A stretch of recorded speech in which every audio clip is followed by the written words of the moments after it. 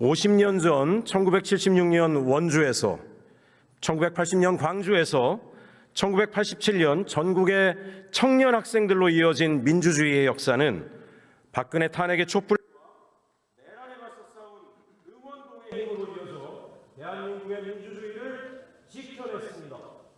이재명 정부는 반드시 검찰개혁과 사법개혁을 완수하여 민주정치의 토대를 단단히 하고 AI 디지털 혁신 성장의 과실이 모든 국민에게 이어질 수 있도록 기본 사회를 실현해야 하며 가장 낮은 곳의 사람들까지도 주권자로서 존엄을 유지할 수 있는 풀뿌리 자치 민주주의를 대한민국의 모든 지역에서 완수해낼 수 있어야 된다고 저는 생각합니다.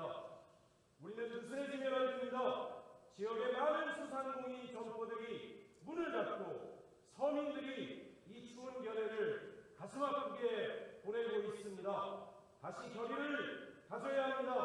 내란 세력을 반드시 쫓겨나고 대한민국의 민주주의를 바로 세우며 반성 없는 국민의힘을 해체하고 국민을 우롱하는 조희대 대법원장을 탄핵하고 이재명 정부의 성공을 반드시 이뤄내야 됩니다.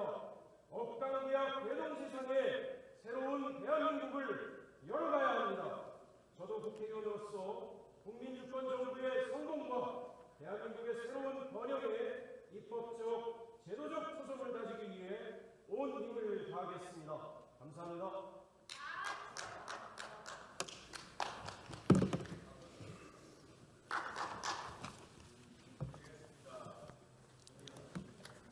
지역지원원 수고하셨습니다. 마지막으로 광주 북구 갑 출신의 더불어민주당 정진우 의원 나오셔서 질문해 주시기 바랍니다.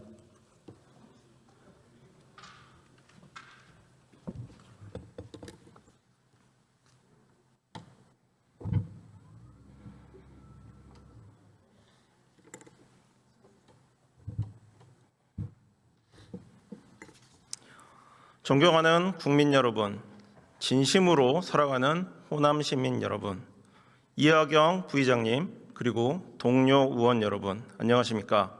광주 북구갑 출신의 정준호 의원입니다. 이재명 대통령은 5국 3특 국토 균형 발전 전략을 공약했고, 이를 당선 이후에도 중요한 국정 과제로 추진하고 있습니다. 국토 균형 발전은 인구 소멸 위기와 소득 격차, 주택 문제를 극복하고 지속 가능한 경제 성장을 위해 꼭 달성해야 하는 국가적 과제입니다. 이재명 정부의 성공을 위해, 그리고 호남의 비약적인 발전을 위해 광주 전남이 가장 빠르게 움직였습니다. 전남 광주특별시 설치 법안을 수기와 협의 끝에 발의했고 지난주 상정했습니다. 저는 행정통합법안의 최초 발의자로서 무한한 책임감을 느낍니다. 전남 광주특별시는 반드시 성공해야 합니다.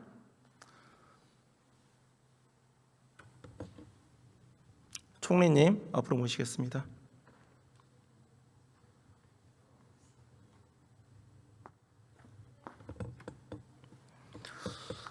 오후 내내 서 계셨는데 괜찮으십니까? 네.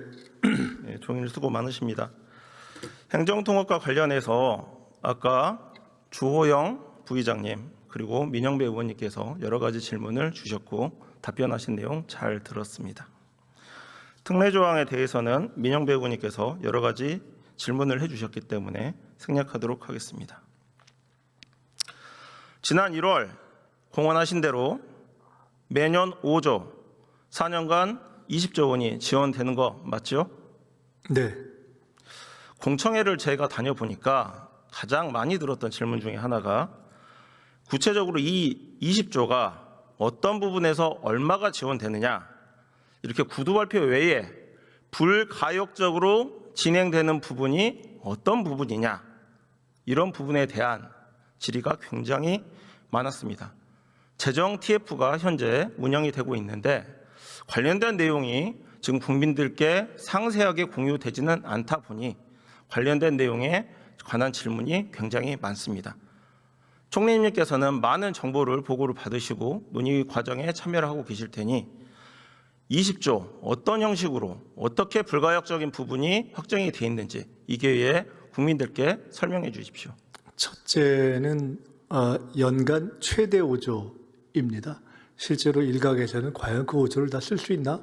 지금까지 보면 사실은 지방자치 단체, 광역 또는 지방정부에서 그렇게 재량으로 쓸 수 있는 사업 비용이 그에 훨씬 적지 않습니까? 그래서 첫째는 최대 5조이다. 물론 그것을 운영하는 데 있어서는 이러한 경우에는 적절치 않다라는 가이드라인이 아마 제공될 것으로 압니다.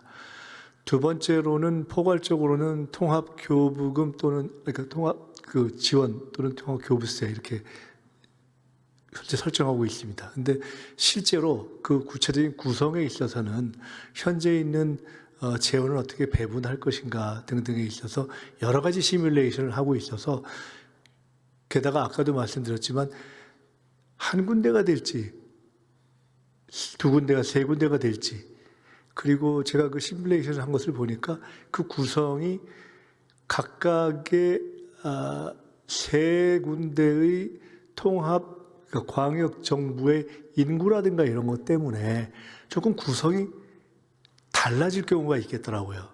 그래서 제가 여기서 자세히 설명드리기는 어렵습니다만은 그런 것들을 충분히 시뮬레이션 하고 있다. 분명한 것은 이 액수에 대한 결정은 대통령께서 재정당국과 함께 머리를 맞대고 실제 가능한 최대한을 담보한다는 전제하에 한 것이다라는 말씀을 드리겠습니다.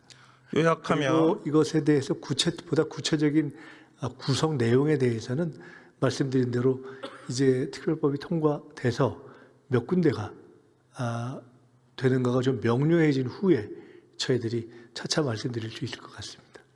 통합되는 지역이 많으면 많을수록 그만큼 복잡해질 수밖에 없다. 정부 입장에서는 그렇기 때문에 단정적으로 말씀드리기 어렵다. 이런 취지신가요? 사실 세 군데 이상을 넘어가면 굉장히 부담스러운 것이죠. 재정적 부담이라는 게 처음에는 한 지역 정도를 생각했기 때문에 그렇기 때문에 그러면서도 두 군데 세 군데로 지금 늘어날 가능성을 놓고 계속 시뮬레이션과 이제 계산을 하고 있습니다. 그렇지만 아까도 누차 말씀드렸듯이 원칙적으로 이것은 약속을 지켜야 한다는 전제하에서 그 계산을 하고 있고요. 다만 그 구성에 대해서는 이렇게 몇 퍼센트다라고 한 지역의 예를 딱 일괄해서 하기가 조금 수치의 차이도 있고 해서 하여간 그렇게 다양한 시뮬레이션을 하고 있다라고만 말씀드리겠습니다. 오늘 오전 강기정 시장께서 본인의 SNS에 총리께서 공개적으로 말씀하신 매년 5조 원, 4년간 20조 원조차 법에 명시하지 못하겠다라고 하는데 이건 정말 심각한 문제다. 구속력 없는 말 잔치로는 통합특별시의 밑그림을 그릴 수 없다라고 글을 올렸는데 혹시 보셨습니까? 저는 보지는 못했는데요. 만약 그렇게 쓰셨다면은 그것은 꼭 그렇게 맞다고 보지는 않습니다. 이재명 정부는 제시한 또는 약속한 공약을 철저하게 지킬 것이고 더구나 이 부분은 저희들이 확고하게 국민에게 약속한 것 아니겠습니까? 그래서 그 내용에 있어서 총액 부분은 제시한 대로 지킬 것입니다. 그리고 많은 분들이 질의를 해주시는 내용 중에 하나가 왜 4년간 20조냐, 5년간 25조라도 약속할 수 있는 거 아니냐 이렇게 물어보시는 분들이 많습니다. 실제로는 우리 정부 임기 5년, 그다음에 만약에 통합 선거가 시행된다면 올 7월 1일부터 통합 광역 지방 정부는 이제 작동하게 되는 것 아니겠습니까? 그 이후에 지원을 하게 되는 것을 계산하면 이제 사실 남아있는 기간은 우리 정부 내에서 저희가 약속하고 실행을 담보할 수 있는 기간은 4년이 되는 거겠죠. 그래서 5년을 안 한 것이고요. 그 이후에 문제에 대한 질문을 따로 주시면 따로 답변 드리겠습니다. 실제로 검토된 적은 있었습니까? 5년 또는 6년 이렇게 연속적으로 한번 발표를 해보자.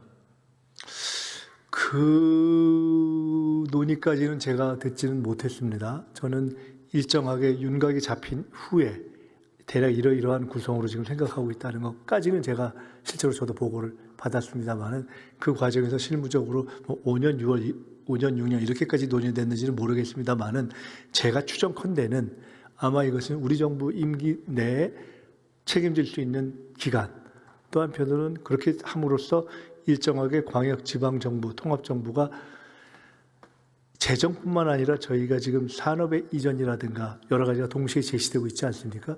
이런 것들이 공공기관 이전까지 연동되었을 때에 일정한 마중물로서 작동할 수 있는 필요 충분 기간을 종합해서 4년을 이야기한 것이다. 이렇게 이해해 주시면 될 것 같습니다. 다음 정부의 기관에서도 그 통합 지역에 대한 재정적인 지원이 연속성을 가질 것이다. 이런 정도의 문제의식은 이 정부가 집중돼서 가지고 있다. 이렇게 말씀을 해주실 수는 있겠죠? 네, 그 부분은 이제 저희들이 구체적으로 이것을 어떻게 제도화하고 이어갈 것인가에 대해서 조금 더 본격적으로 논의를 해야 될 사안이라고 보고요.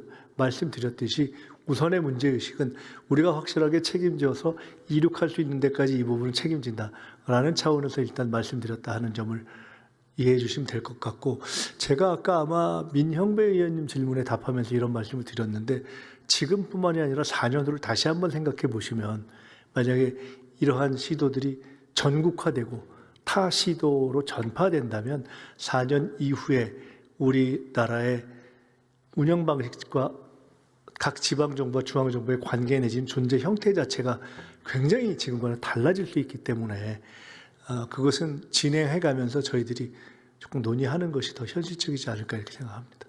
알겠습니다. 통합이 되면 그 특별시장은 서울특별시에 준해 장관급으로 격상되죠.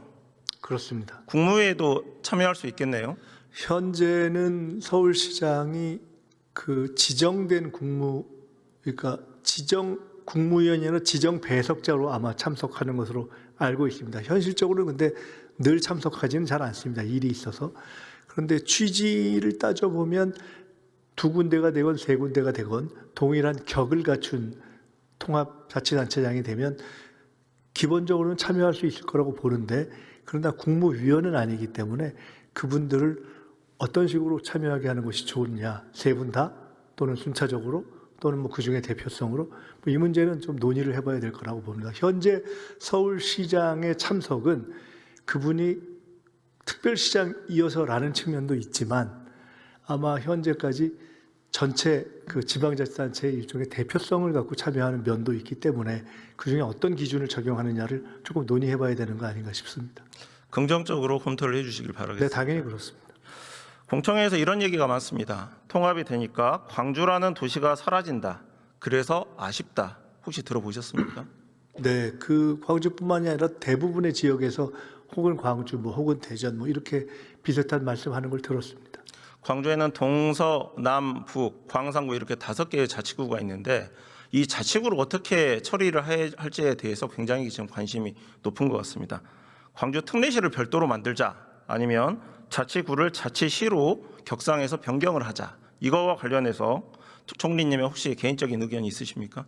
개인적인 의견을 갖고 있지는 않고요. 다만 그걸 논의를 좀 해봤는데 구를 시로 바꾸는 문제는 구를 없애고 시를 새로 신설하는 법상의 문제이기 때문에 첫째 법적인 문제가 있고, 현행 법상 자치시와 자치구의 구별에 의하면 똑같은 지역, 예를 들어 현재 이 광산 또는 광주 남구 이럴지라도 똑같은 것이 자치구로 규정되느냐 자치시로 규정되느냐에 따라서 행사할 수 있는 권한에도 변경이 있을 수 있기 때문에 그 부분은 조금 한편으로는 중앙정부와의 논의, 또 한편으로는 앞으로 만들어질 그 광역통합정부와의 논의, 내부에서의 주민들의 공론 이런 것들을 종합해서 결정해 나가야 하는 것이 아닌가 싶고, 그것까지를 다 완결한 후에 이 문제를 처리하면 사실 하세월이 될 수 있어서 우선 큰 틀을 정리하면서 논의하는 것이 불가피하겠다 이렇게 보고 있습니다. 어느 쪽이든 지역에서 결정할 수 있는 사안이다. 이런 정도로 지역에서만 결정할 수 있는 사안은 아니라고 봅니다. 아까 말씀드렸듯이 이게 법사항이기 때문에 지역에서 예를 들어 광역지방의회에서 의결을 통해서 결정할 수 있는 그런 사안은 일단 법적으로 아닌 것으로 알고 있어서 주민들의 의견, 광역통합정부의 의견, 그리고 또 중앙정부의 의견 이런 것을 잘 조화해서 하면 될 거라고 봅니다. 알겠습니다. 총리께서 거버넌스 협의체 구성하시겠다라고 저희 광주 전남 의원님들 모였을 때 말씀하신 적 있으시죠? 네. 진행된 게 있습니까? 지금 말씀하시는 것이 아마 그 이번 통합이 예를 들어 특별법이 통과된 후에 후속하는 사안들을 어떻게 처리하고 의논할 것인가에 관한 것을 말씀하신다면 일단 총리실에 직속으로 지원위원회를 만들어서 지금 논의되는 특례 문제 등등을 포함한 사실은 저희가 현재 예상 못하는 많은 이슈들이 있지 않습니까? 그런 것들을 함께 논의해 가려고 하고 있습니다. 지원위원회 내부에 지금 공청회만으로는 좀 갈증이 난다. 시민들이 좀 더 의사결정 구조에 참여를 해야 된다. 이런 욕구를 총리실에서 결국에는 좀 해소를 해줘야 되지 않겠냐. 총리실 주도로 그런 협의체를 좀 구성하는데 전국적인 기준을 세워주는 거 아니겠느냐. 이런 얘기가 있어서 여쭤보는 겁니다. 정부의 지원위원회에서 할 수 있는 것은 하고요. 또 필요한 것은 당 또는 민간과 함께 일종의 협치 가버넌스를 통해서 할 수 있는 일이 필요하다면 그것도 함께 의논해서 정해가도록 하겠습니다. 네. 공공기관 이전과 관련해서 여쭤보겠습니다. 올해 2차 공공기관 이전 계획 수립할 예정이시죠? 네, 그렇습니다. 예. 대통령께서도 언급을 하셨고 그 광주 전남 의원들 오찬 자리에서도 집중형으로 이전하자라는 얘기가 언급되기도 했었습니다. 전남 광주 특별시가 첫 통합특별시로 출범한다면 다른 지역보다 더 많은 배려를 받는 것이 맞지 않는가. 수도권과도 가장 더 멀리 떨어져 있기 때문에요. 그런 것과 관련해서 공공기관 이전과 관련해서 구체적인 배려 기준이 있으십니까? 우선 현재까지 상황을 말씀드린다면 광역 통합이 된 곳을 우선적으로 논의한다라는 것은 저희들이 이미 제시한 원칙입니다. 말씀하신 대로 지금 수도권에서 보다 먼 곳을 조금 더 우선적으로 감안한다 하는 것도 같이 논의할 수 있는 원칙이 될 것 같습니다. 세 번째로 공공기관을 이전한다고 해서 전국에 똑같이 막 산재 형태로 이렇게 분산시키는 것은 해보니 조금 효율적이지 않더라라는 좀 중론이 있는 것 같습니다. 그래서 분산하면서도 직접 하는 방식이 좋지 않느냐라는 논의가 있는데 꼭 100% 그것이 합의된 건 아니지만 그것도 많이 그런 의견이 좀 모아지는 것 같습니다. 예, 공공기관 이전과 좀 차이가 있지만 한 가지 제가 아이디어를 좀 드리겠습니다. 공기업이었다가 민영화됐고 소유 분산 기업인 KT를 전남 광주 특별시로 한번 이전해 보면 어떨까? 왜냐하면 국가기관통신사로서 인공지능, 통신 데이터에 특화된 기업이고 AI 컴퓨팅 센터가 해남으로 유치됐고 인공지능 기업들도 해외에서 전남 투자를 약속하기도 했습니다. 분명히 시너지가 날 것 같습니다. 총리님, KT 이사회와 노동조합의 의견을 경청하신다는 전제로 이 제안 한번 검토해 볼 만한 하지 않겠습니까? 그 부분은 우리 의원님께서 주도적으로 또는 의원님과 함께 광주 지역의 의원님과 단체장들께서 노력을 하시면 그런 영역에 속하는 일이라고 보고요.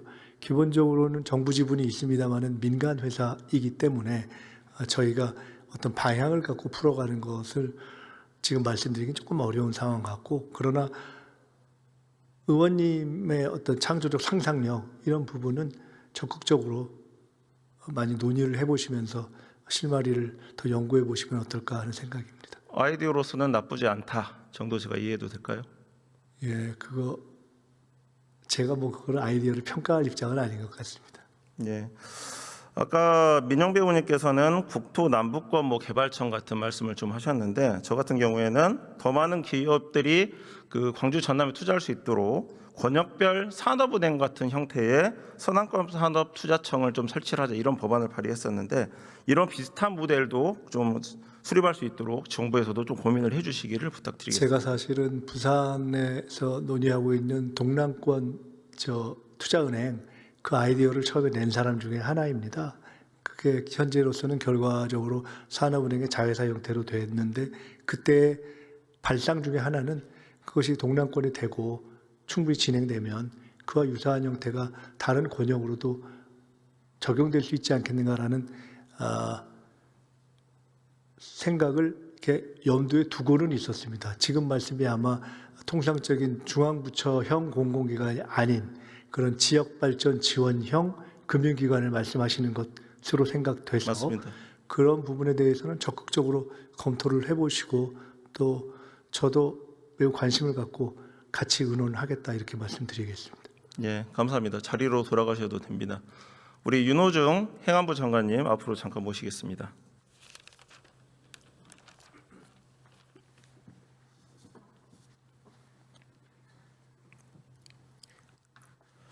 네, 부동산 투기를 단속하는 곳은 지방자치단체와 경찰이죠. 예, 그렇습니다. 그 지방자치단체 경찰의 주무장관이시죠. 네. 예.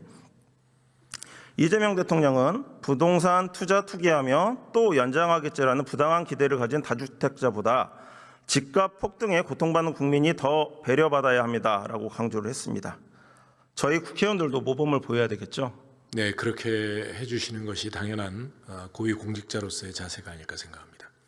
하지만 그렇지 않은 사람도 있습니다. 국민의힘 장동혁 대표는 대통령은 다주택자를 마귀의 영혼을 판 사람들이라고 공격한다. 그런데 청와대에도 내각에도 마귀들이 한둘이 아니다. 이재명 대통령도 실거주하지 않는 아파트를 4년 넘게 갖고 있다. 집값이 떨어진다고 믿는다면 진작 팔았을 것이다 라고 말했습니다. 사실관계 바로 잡겠습니다. 대통령님은 1가구 1주택자입니다. 사실을 호도하지 말기 바랍니다. 그러나 정작 장 대표 본인은 어떻습니까? 2025년 3월 재산신고 기준으로 지분 소유를 포함해 본인과 배우자가 총 6채의 아파트, 단독주택, 오피스텔을 보유하고 있습니다. 전세권도 대전에 2군데나 갖고 있습니다. 장동혁 부부 대체 어디에 살고 있습니까? 팔 다리가 따로따로 살고 있다라는 얘기가 많습니다. 이러고도 대통령과 청와대, 정부 여당을 비판할 자격이 있겠습니까? 국민 앞에 최소한 염치라도 있어야 되는 거 아닙니까? 장관께 질의하겠습니다. 작년 11월 국토위 여당 의원 일동 명의로 장동혁 부부에 대한 고발장이 제출이 되었습니다. 알고 있습니까? 네, 알고 있습니다. 수사 어떻게 진행되고 있는지 말씀해 주십시오. 제가 그 개별적인 사건에 대해서 수사 보고를 받고 있지는 않습니다. 그렇습니까?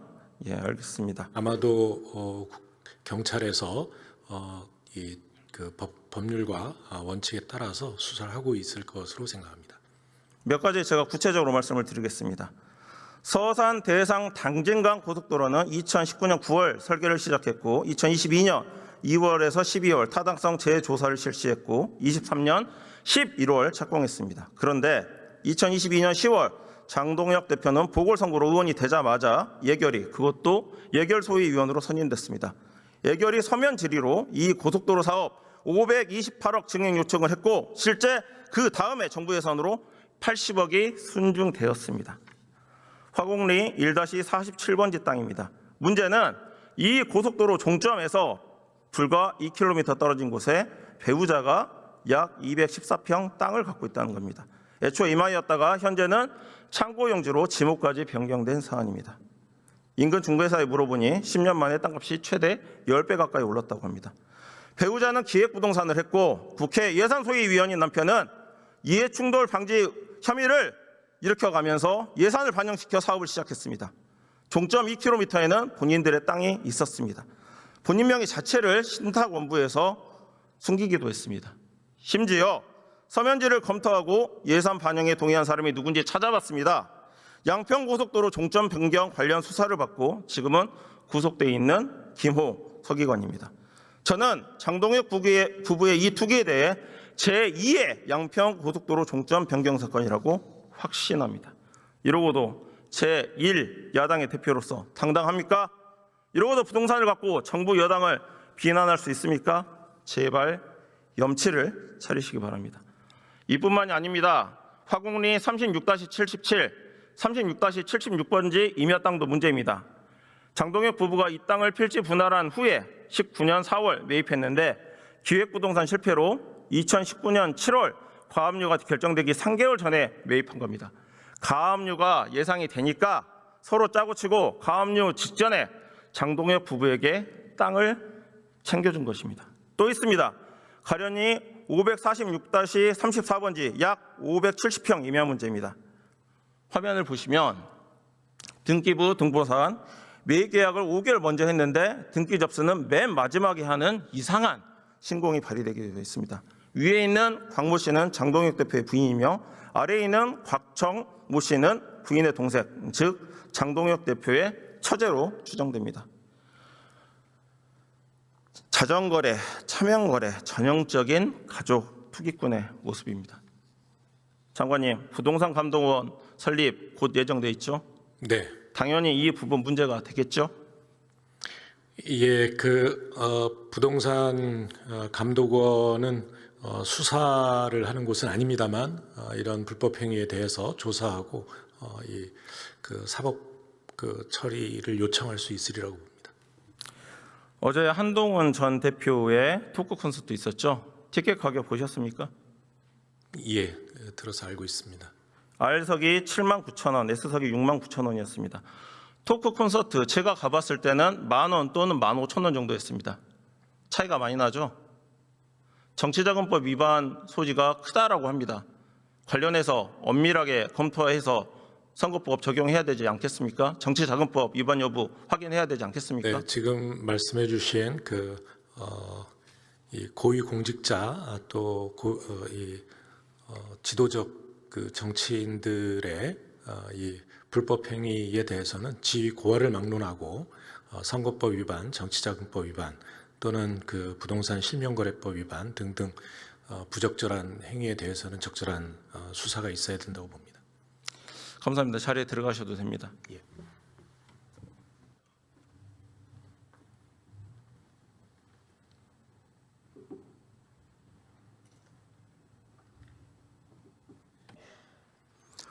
국민 여러분, 호남 시민 여러분, 전남 광주 특별시 꼭 성공시키겠습니다. 마지막까지 자리를 지켜주신 동료 의원님들, 김민석 국무총리님을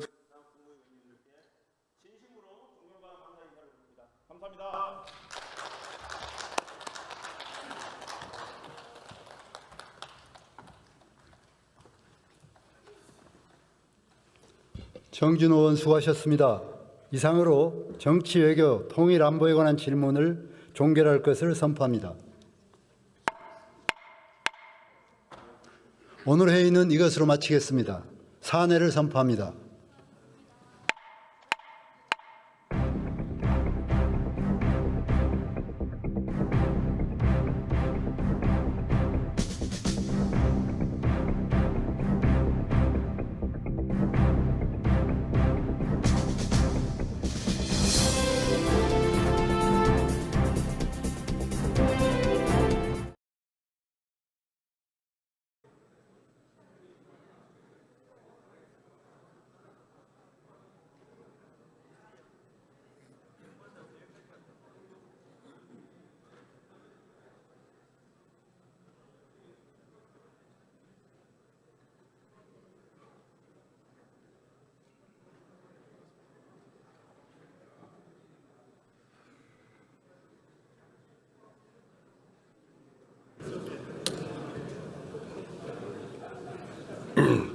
자, 의석을 정돈해 주시기 바랍니다. 성원이 되었으므로 제4차 본회의를 개의하겠습니다. 회의 시작 전에 한 말씀 드리겠습니다. 설을 앞두고 열리는 12일 본회의에 의원님들의 한복 착용을 제안합니다. 아시다시피 한복은 우리의 정체성과 가치를 담은 소중한 문화유산이자 세계적으로도 아름다움과 그 고유성을 인정받고 있는 한류의 대표적인 상징으로 자리매김되고 있습니다. 2월 12일 본회의에서 한복을 함께 착용하면 우리의 역사와 문화를 계승하는 뜻깊은 모습이 될 것입니다. 작년 한가위 직전 본회의에서 제안드려 많은 의원님들이 동참해 주셨고 한복의 아름다움과 좋은 취지 덕분에 큰 화제가 되기도 했습니다. 다만 작년 한가위에서는 모든 정당이 함께하지 못한 것은 좀 아쉬웠습니다. 그래서 의장이 이번에 원내 정당, 재정당 지도부에 모두 연락을 했는데 이번에는 다른 이견이 없었습니다. 국회의원 모두가 한복을 함께 입는 것은 격한 갈등과 또 정치 현실 속에서도 정치권의 화합과 국민 통합의 의지를 국민 앞에 보여주시는 아주 좋은 계기가 될 것이다, 사례가 될 것이다 이렇게 생각을 합니다. 앞으로 우리나라의 큰 명절인 한가위와 설 명절 전의 마지막 본회의에서는 한복을 입는 것으로 하면 좋겠다는 저의 희망도 함께 전합니다. 많은 의원님들의 자율적인 참여를 당부드립니다. 보고사항은 회의록에 게재하도록 하겠습니다. 의사일정에 들어가기에 앞서 비교섭단체 대표 연설을 듣도록 하겠습니다. 조국혁신당 서왕진 의원 나오셔서 발언해 주시기 바랍니다.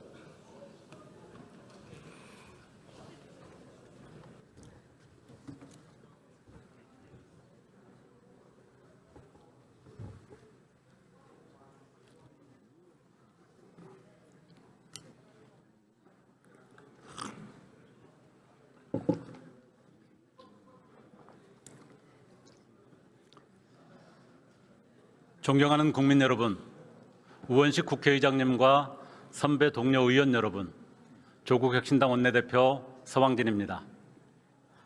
국가는 기억의 공동체입니다. 한 시대가 무엇을 기리고 무엇을 단죄하는지가 그 나라의 정체성을 지탱하는 근간이 됩니다. 해방 직후 우리는 반민특위 실패로 친일 청산의 기회를 놓쳤습니다. 청산하지 못한 과거는 끈질기게 살아남아 오늘날 12.3 내란으로 이어졌습니다. 위대한 국민은 내란을 막아냈지만 그것으로 끝난 것이 아닙니다.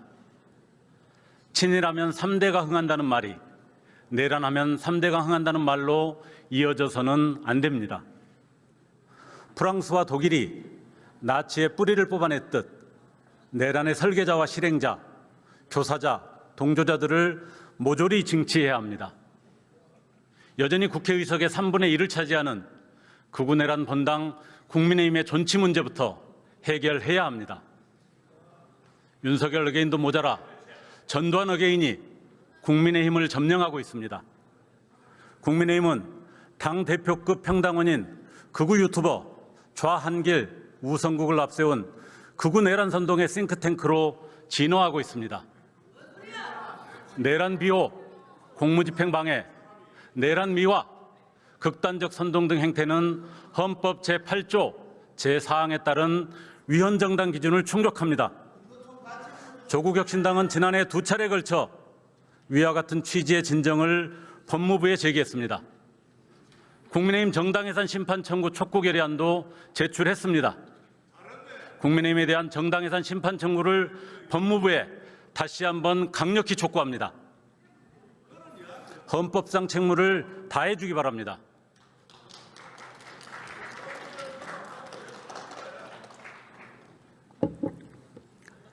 존경하는 국민 여러분, 내란을 청산하고 새로운 대한민국을 만들기 위해서는 민주개혁 진영이 연대하고 단결해야 합니다. 민주당 홀로 이 거대한 과업을 이룰 수는 없습니다. 개혁 진보 정당 그리고 차가운 광장을 지킨 시민들과 함께 가야 합니다. 민주당 대표의 전격적인 합당 제안은 민주개혁 진영의 공동 목표를 이루기 위한 정치연합 방편 중 하나일 것입니다. 조국혁신당은 우리 공동의 목표를 향한 진심 위에서 선거연합, 정책연대, 통합 등 모든 문을 활짝 열어두었습니다. 사회권 선진국, 제7공화국 개헌, 정치개혁, 부동산개혁 등 조국혁신당의 가치와 비전에 대해 열린 논의를 시작하기를 기다렸습니다. 민주당을 포함한 개혁 5당의 원탁 합의 정신도 진전을 보이기를 기대했습니다. 국민과 당원의 눈높이에서 원칙과 질서를 따르는 조국혁신당의 당내 수기와 민주당에 대한 신뢰가 무색하게 민주당 일각에서는 비생산적 권력투쟁, 우당에 대한 모욕과 비난, 근거 없는 음모론과 존재하지 않는 미략설이 난무하고 있습니다. 매우 유감입니다. 조국혁신당은 어떠한 정치적 소란에도 흔들리지 않겠습니다. 조국혁신당의 가치와 비전, 원칙을 지키며 검찰 사법개혁, 정치개혁, 부동산개혁이라는 3대 개혁 완수를 위해 묵묵히 걸어가겠습니다. 첫째, 검찰 사법개혁 이행에 매진할 것입니다. 지난주 민주당은 정부가 입법 예고했던 검찰개혁 법안의 수정안을 마련하기로 했습니다. 공소청에 보안수사 요구권만을 부여하고 중수청의 구성을 수사관으로 통일하며 수사 영역을 6개 범죄로 축소하는 등 민주당의 수정안은 그동안 조국혁신당의 문제제기와 정확히 같은 방향을 향하고 있습니다. 조국혁신당은 공소청법과 중수청법 제정 그리고 형사소송법 제196조 폐지에 이르기까지 검사의 수사권을 원천 차단하는 검찰개혁 입법 마무리를 위해 끝까지 집중할 것입니다.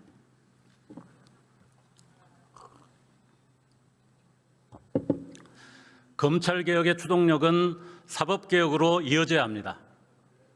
조희대 사법부는 검찰 독재의 만행을 준엄하게 꾸짖는 대신 정의의 저울에 제멋대로 눈금을 긋고 권력의 방패가 되어 면죄부를 살포했습니다. 법원은 김건희가 시세 조정을 알았고 판돈을 댔다면서도 공범이 아니라며 무죄를 선고했습니다.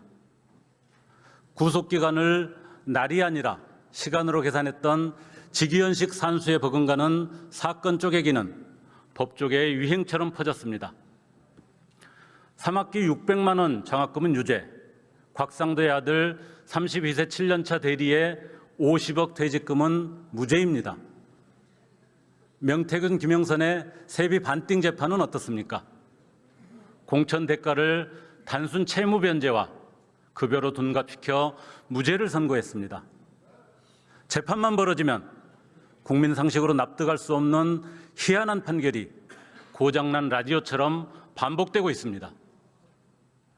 조희대 대법원장의 사법농단은 현재 진행형입니다. 대선 한복판에서 이재명 후보 사건을 유죄 취지 파기환송했던 상고심 주심 박영재를 신임 법원 행정처장에 임명했습니다. 사법 쿠데타의 논공 행상입니다. 달선하는 사법부를 주권자 국민과 함께 제자리로 돌려놓아야 합니다. 이미 충분한 논의와 검토가 이뤄진 사법개혁 과제들을 이번 임시국회에서 반드시 마무리 지어야 합니다. 그러나 대법관 증언법, 재판소원 도입 등 사법개혁 법안은 국민의힘의 어깃장으로 설 연휴 전 처리가 요원한 상황입니다.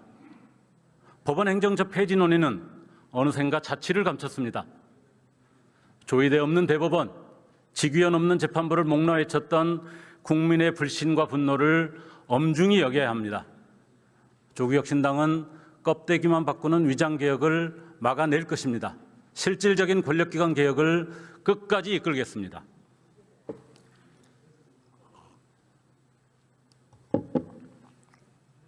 두 번째 과제는 정치개혁입니다. 지금까지의 대한민국 정치는 거대 양당의 적대적 공생에 갇힌 고인물이었습니다.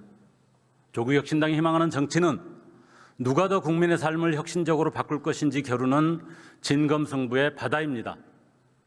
민주주의의 모내기가 시작되는 지방정치부터 근본적으로 혁신합시다. 2인 선거구제 전면 폐지와 3, 5인 중대선거구제 도입, 지방의회 비례대표 대폭 확대, 무투표 당선 처단, 돈공천 추방은 선택이 아닌 필수입니다. 지방자치 혁신이 유능한 민생정치로 이어집니다. 극우 내란 세력을 국민 주권의 이름으로 심판할 골든타임을 놓쳐서는 안 됩니다. 지방선거 전 정치개혁 과제 이행을 결단해 주기 바랍니다. 민주당은 책임 있게 답해야 합니다. 민주진보진영의 개혁과 연대를 위해 원탁에서 합의한 결선투표제, 교섭단체 기준 정상화 약속은 어디로 갔습니까? 조국혁신당은 정치개혁 과제들을 완수하기 위해 진보당, 기본소득당, 사회민주당, 그리고 시민사회와 끊임없이 소통하고 연대하며 공동대응의 전선을 단단히 구축하겠습니다. 개혁과 연대를 무장한 조국혁신당은 이번 지방선거에서 국민의힘 제로에 매진할 것입니다. 내란전당 국민의힘을 몰아낸 자리에 새로운 정치를 채워 넣겠습니다.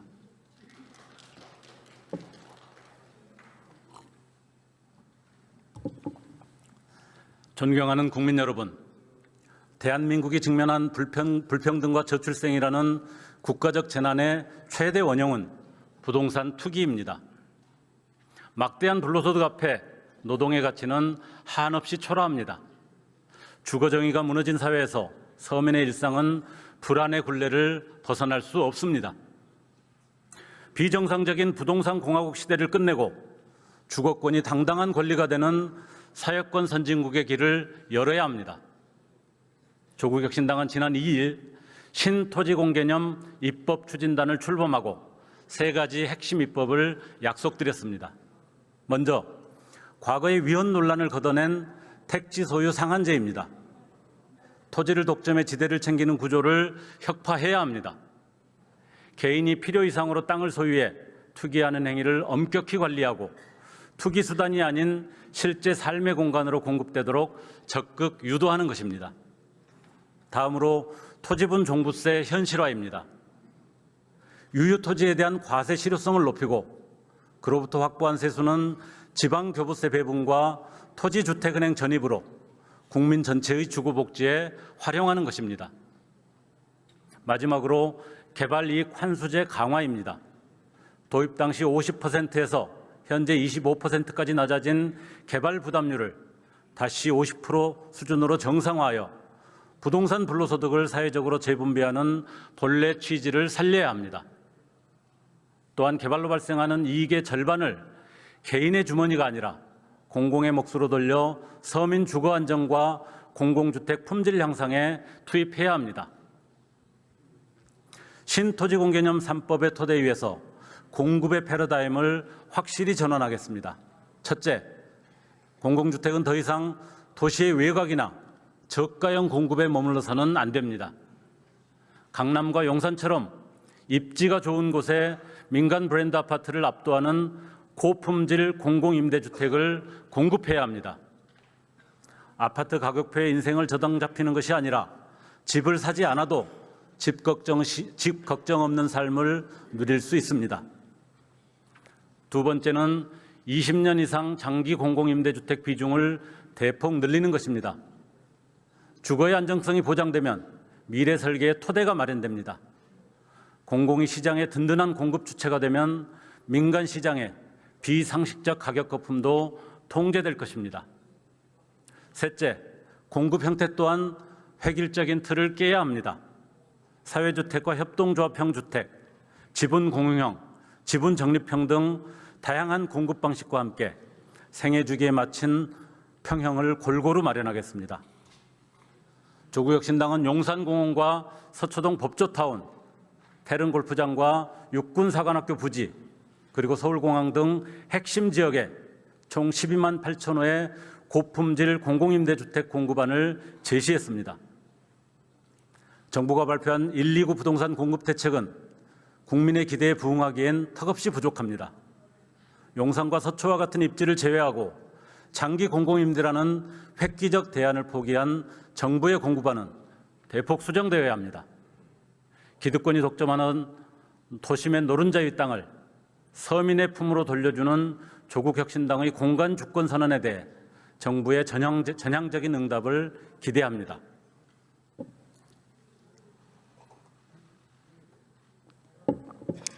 존경하는 국민 여러분, 검찰 사법개혁과 정치개혁, 그리고 사회권 선진국 실현을 국가의 확고한 약속으로 못 받기 위해서는 제7공화국 개헌으로 나아가야 합니다.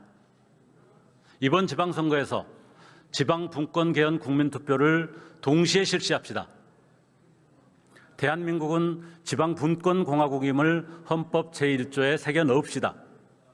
5.18 민주화운동과 부마 민주항쟁의 정신을 헌법 전문에 새겨 민주주의의 정통성을 바로 세웁시다.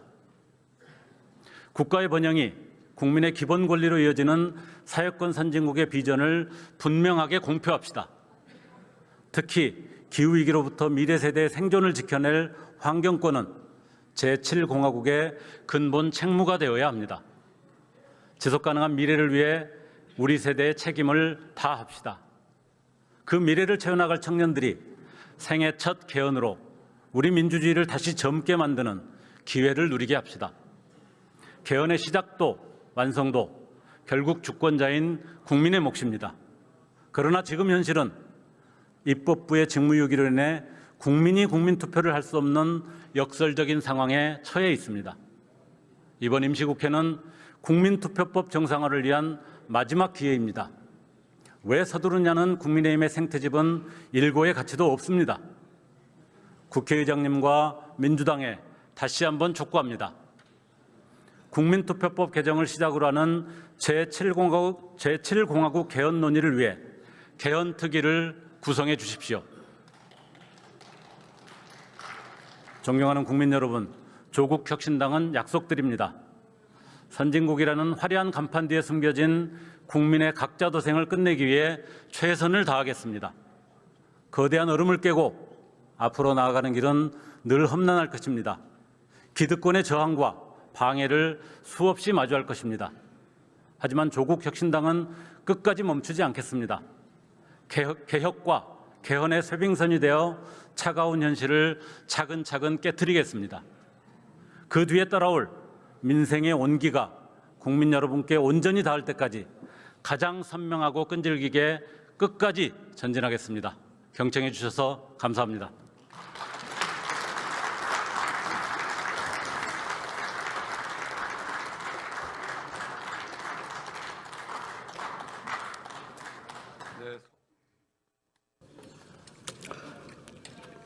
서왕전 의원 수고하셨습니다. 의사일정 제1항 대미투자특별법 처리를 위한 특별위원회 구성의 건을 상정합니다. 이 안건은 대한민국 정부와 미 합중국 정부 간의 전략적 투자에 관한 양해각서의 이행과 양국 간 전략적 산업 분야에서의 협력에 관한 사항을 논의하고 관련 법률안을 심사 처리하기 위하여 특별위원회를 새로 구성하려는 것으로 의장이 각 교섭단체 대표위원과 협의하여 제안하는 것입니다. 특별위원회 위원수는 16인으로 하고 활동기간은 2026년 3월 9일까지로 하였습니다. 자세한 사항은 의석 단말기의 회의 자료를 참고해 주시기 바랍니다. 이 안건을 의결할 순서입니다만 토론 신청이 있으므로 토론을 듣도록 하겠습니다. 손솔 의원 나오셔서 토론해 주시기 바랍니다.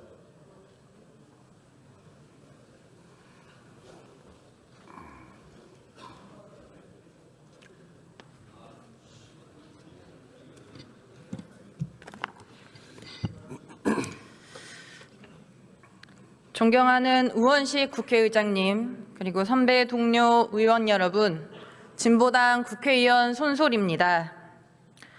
지난 수개월 동안 우리 대한민국은 미국의 일방적인 협박에 고통스럽고 고뇌에 찬 시간을 보내고 있습니다. 대한민국뿐 아니라 전 세계가 그러합니다. 트럼프 대통령은 그간의 세계 질서를 스스로 무너뜨리고 있습니다.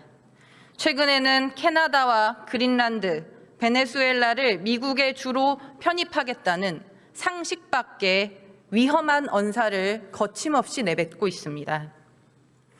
이런 상황에서 지금 우리가 마주한 것은 단순한 투자 협력이 아닙니다.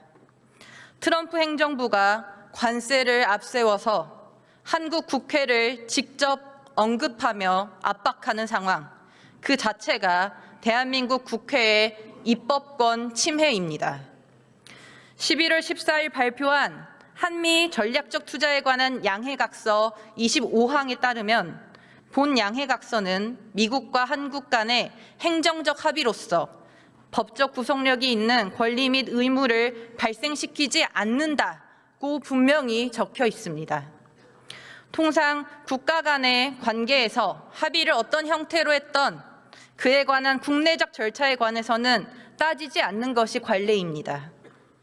그런데 이를 무시하고 트럼프 대통령이 SNS에 대한민국 입법부를 언급하며 상호 관세율을 25%로 다시 올리겠다는 기습선언을 한 것입니다. 우리 국회는 이 기습선언에 대미투자특별위원회 구성 논의를 할 것이 아니라 미국의 입법권 침해에 대한 항의 입장을 먼저 표명했어야 합니다. 3,500억 달러, 우리 돈으로 약 460조 원이 걸린 중차대한 문제를 검증하고 조치하는 것은 우리 국회의 권한입니다. 그렇기에 한 달이라는 시간을 못 받고 갈 필요가 전혀 없습니다. 460조 원이 국민 경제에 미칠 영향은 외환시장, 국가신용, 산업구조, 일자리, 공적 자금 손실 위험까지 광범위합니다. 그 손익구조를 꼼꼼히 따지기도 전에 기한부터 못 박아 놓는다면 이는 심의가 아닌 추인 절차에 불과합니다. 졸속 결정의 대가는 결국 국민에게 돌아갑니다. 무엇보다 저는 국민의힘에서 이 특위의 위원장을 맡는 것에 강력히 반대합니다. 트럼프의 관세 협박 앞에서는 한마디도 못하면서 도리어 우리 정부만 탓해온 세력이 어떻게 국익을 지키겠습니까? 전시작전권 문제만 나오면 신중히 해야 한다라는 핑계를 대며 주권 회복을 가로막아온 세력이 수백조 원이 오가는 대미 투자 문제에서 국익의 원칙을 세울 수 있겠습니까? 최근 장동혁 대표께서 교섭단체 연설에서 미국이 벌이고 있는 분쟁과 그에 대한 참여를 말하는 것을 보고 저는 간담이 서늘했습니다. 자칫 분쟁 연루의 명분이 될 수 있는 매우 위험한 발언입니다. 트럼프 대통령의 미국 우선주의의 보조를 맞추는 국민의힘의 태도를 보며 마가 한국 지부를 자처하는 것은 아닌가 큰 의구심이 듭니다. 이런 세력에게 국가 중대 사안의 키를 맡길 수는 없습니다. 트럼프 대통령 주도로 동맹국들에게 약탈 청구서가 날아오고 있습니다. 상호주의 없는 동맹은 협력이 아니라 일방적 부담 전가입니다. 이번 대미 투자 압박은 약탈의 시작일 수 있습니다. 세계 질서가 급변하는 지금 우리가 선택해야 할 것은 굴종이 아니라 국익 중심의 원칙입니다. 진보당에서는 정부 국회 합동에 한미 관세 협상 국민경제영향평가위원회 설치를 제안한 바 있습니다. 관세와 대미 투자가 국민 경제에 미칠 영향을 꼼꼼히 점검하고 그 결과를 국민 앞에 투명하게 공개해야 합니다. 저는 대한민국 국회의 입법권과 국민 경제 그리고 주권을 지키기 위해 오늘의 대미투자 특별위원회 구성에 반대합니다. 경청해 주셔서 감사합니다.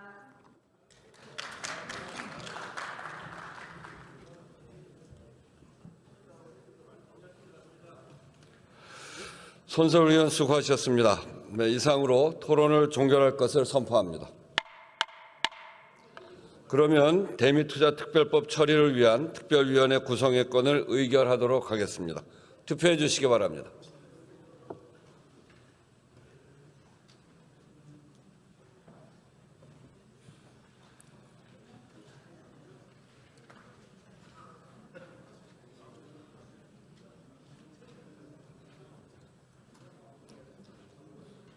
투표를 다 하셨습니까? 그러면 투표를 마치겠습니다.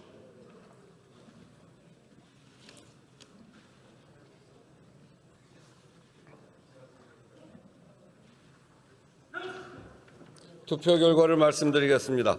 재석 164인 중 찬성 160인, 반대 3인, 기권 1인으로서 대미투자특별법 처리를 위한 특별위원회 구성의 건은 가결되었음을 선포합니다.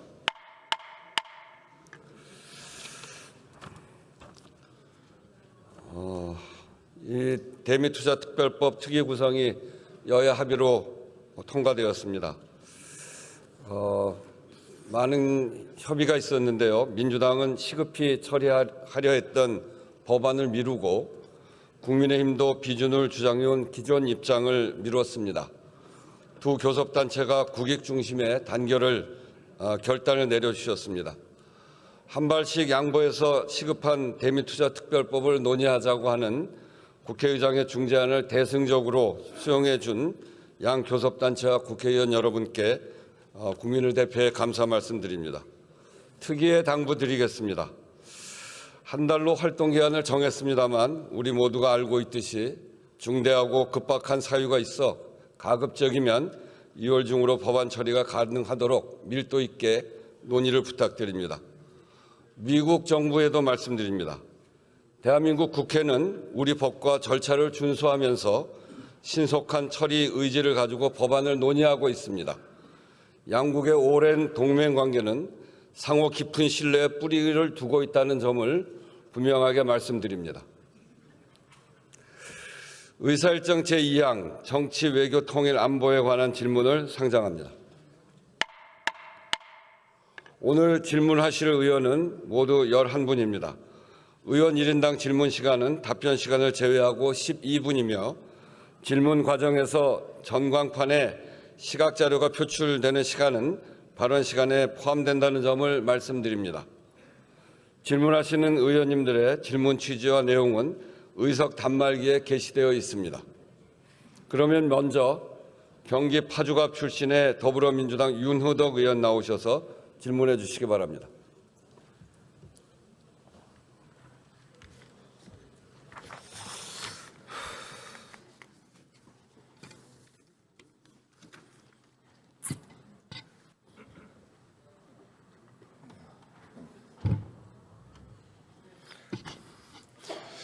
예, 존경하는 국민 여러분, 우원식 국회의장님과 선배 동료 의원 여러분, 김민석 국무총리님의 그리고 또 국무위원 여러분, 경기도 파주갑 국회의원 윤호덕입니다.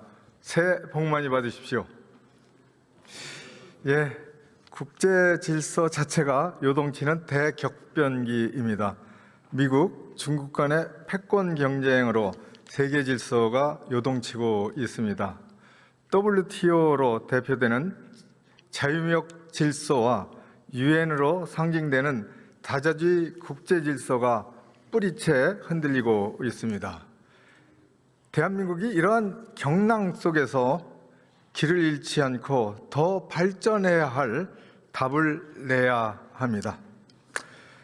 예, 국무총리 나와 주십시오.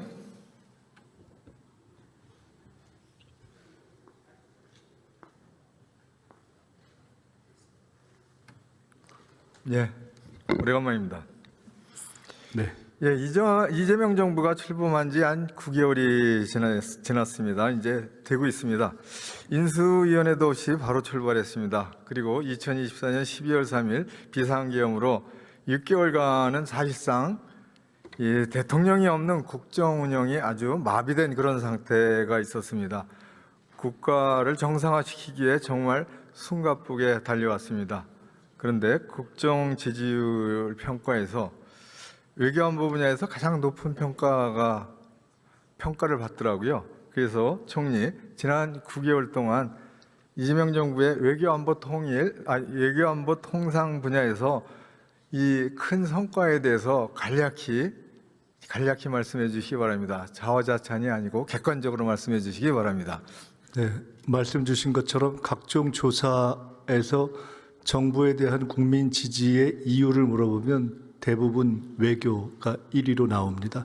외교에 대한 국민의 평가가 높다는 것에 감사드리고요. 핵심적으로는 한반도의 핵심 주변국인 미국, 중국, 일본 등과의 관계에서 정상들과의 우호적인 정상 간 인간관계뿐 아니라 여러 가지 이 종합적인 외교 관계가 더 발전하는 방향으로 진행됐다라는 평가가 국민들 사이에 있는 것 같습니다. 중간에 에이펙을 포함한 그러한 국제적인 외교도 잘 진행되었고 실제로 대통령의 취임 이후에 연말까지 또 그 이후에 계속해서 아주 잇따른 외교 일정들이 성과적으로 진행되었다고 보고 그에 대한 평가라고 생각합니다. 예, 그리고 뭐 사견은 아니지만 이제 서울시장 나오는 거는 뭐 포기한 것 같아요. 우리 총리께서 복귀할 수는 없죠, 당에 아직은. 근데 저요? 이제 지방선거 끝나서 이 당에 복귀할 거죠? 서울시장은 안 나간다는 말씀 이미 드렸고요. 예. 지금 국정에 전념한다는 말씀을 누차 드렸습니다. 예, 그럼 이제 복귀할 때 민주당이 금년 8월 하순에 전당대회가 있어요. 그때도 계속 평당원으로 있을 거예요? 지금 뭐 국정에 전념하고 있는 입장에서 말씀하기가 좀 어렵죠? 예. 마음속에는 뭔가 로망이 있죠? 국정에 전념하고 있습니다. 예, 국정에 전념하셔야 됩니다. 자, 쿠팡 사건이 한미 간의 관심 사건으로 커지고 있어요. 이 쿠팡 사건은 사실 3,300만 명이나 넘는 개인 정보가 유출되는 그런 사건이 본질이에요. 그렇죠? 네, 그렇습니다. 그래서 한국의 당국에서 조사를 하고 있고 그리고 국회에서도 청문회를 했고 그런데 미국에서 부통령 그렇고 상원 의원 뭐 이런 상원 의원 하는 분들이 견해를 밝히고 그러고 있어요. 그리고 또 그쪽의 하원에서 청문회를 하려고 한다고 하는 것 같습니다. 근데 총리가 미국에 갔을 때도 부통령이나 여러분들한테 이 쿠팡 사건에 대해서 설명을 했고, 그리고 또 한국 정부가 그런 의도가 없다라는 걸 누누이 설명을 하고 또 한 라인을 가지고 있죠. 지금도 그런 설명을 하고 있죠. 이거에 대해서 총리의 입장에서 이 쿠팡 사건에 대해서 좀 국민들께 말씀해 주시기 바랍니다. 미국에서 벤스 부통령을 포함한 정부 관계자들을 만났을 때, 또 국회 관계자들을 만났을 때 쿠팡 사건의 본질은 거의 우리 국민의 3분의 2 수준의 상당한 수의 성인의 정보가 유출된 사건에서 시작된 것이 본질이다. 그리고 그 이후 수사 과정에서 이 보고를 지연한 점, 또 그 이후 대처하는 과정에서 오히려 정부 관계자들을 근거 없이 비난한 점 등등이 문제가 된 것이다. 다른 어떠한 정치적인 의도나 압박이 있지 않았다 하는 점을 충분히 설명했습니다. 이제 그리고 조금 전에 대미 투자 특별법을 특별위원회를 구성을 해서 빨리 하라고 이렇게 의결을 했습니다. 이 우원식 의장께서 중재를 해서 여야 간에 이렇게 합의를 해서 한 겁니다. 근데 이 법이 사실은 큰 법이에요. 그래서 이게 신속한 것도 중요하지만 또 내실 있게 만들어야 돼요. 그러면은 총리께서 제가 좀 부탁을 드립니다. 이게 정부가 이게 지원을 하는, 입법 지원을 하는 TF를 만들어서 총력전으로 설명을 하고, 그리고 내실 있게 설명할 수 있게 좋은 법이 될 수 있게 그렇게 진두지휘를 했으면 좋겠어요. 그 대미투자특별법의 내용은 이미 제출된 것에 대해서 여야가 잘 알고 계시고, 의원님께서 말씀 주신 취지대로 입법을 위해서 정부에서도 저도 여야의 지도자들과 의원님들을 뵙고 최대한 노력하겠습니다만은 그것을 지금 이 시점에서 TF라는 형식으로 할 필요가 있는지는 좀 생각을 해보겠습니다. 네, 자 됐습니다. 저기 여기 의교부 장관님 나오십시오. 네.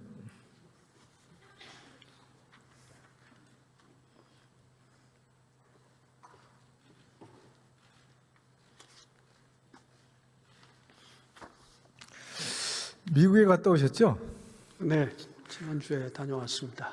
근데 지난달 1월 27일 트럼프 대통령이 한국 국회에 대해서 입법이 지연된다고 이렇게 지적이랄까를 하면서 상호관세를 15%에서 25%로 인상한다고 SNS에 올렸어요. 그래가지고 큰일이 났던 겁니다. 그런데 지금 우리 국회에서 여야가 합의를 해서 한 달 내에 입법을 하겠다고 천명을 했고, 그리고 또 장관, 그리고 또 산자부 장관, 그리고 통산본부장 이런 분들이 미국으로 그쪽에 가서 많이 또 설득을 하고 설명도 하고 그랬잖아요. 그런데 그런 노력에 의해서 제가 보기에는 이 관보의 문제에 대해서 당장은 관보 게재는 없을 것이다, 이런 좀 생각이 들어요. 이거에 대해서 외교부 장관은 어떻게 판단하고 있습니까? 네, 그 미국 정부가 정책을 발표하는 데 있어서 과거 전통적인 방법이 아닌 새로운 방법으로 이렇게 예측할 수 없는 방법으로 하고 있는 것이 현실입니다. 따라서 뭐라 지금 예단키는 어렵습니다만은 그동안 우리 말씀하신 바와 같이 그 설명들을 다 해가지고 어느 정도 우리에 대한 이해가 높아졌다고 보고 있습니다. 아니요, 그런 식의 설명과 함께 지금 이제 관보가 뭐 금방 올라갈 것 같다라는 불안감도 있고, 시간이 조금은 좀 확보할 수 있다, 그런 뭐 판단도 있고 그래요. 근데 외교부 장관께서 이제 출장을 갔다 와서 국민들께 그거를 좀 정확하게 좀 보고를 해야 돼요. 그래서 정확한 보고를 좀 해주시기 바랍니다.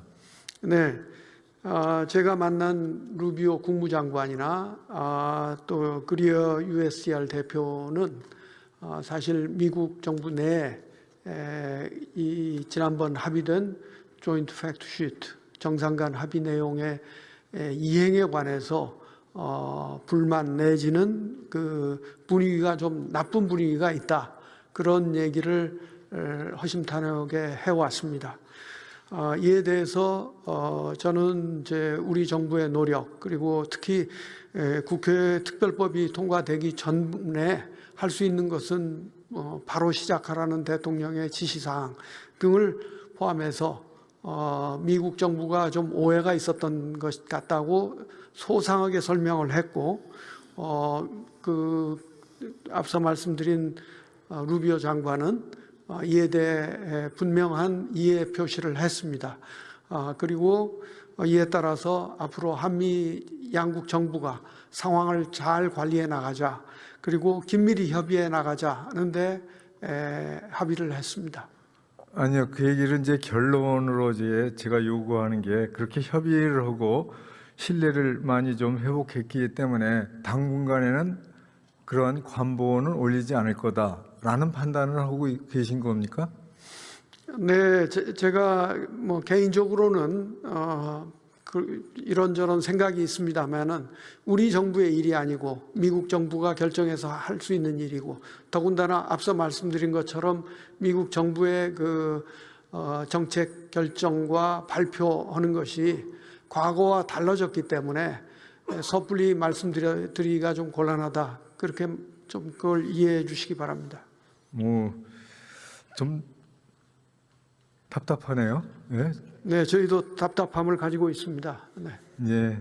자, 그리고 그 출장에서 USTR 대표인 그리어 네. 예, 대표하고 오찬을 했죠.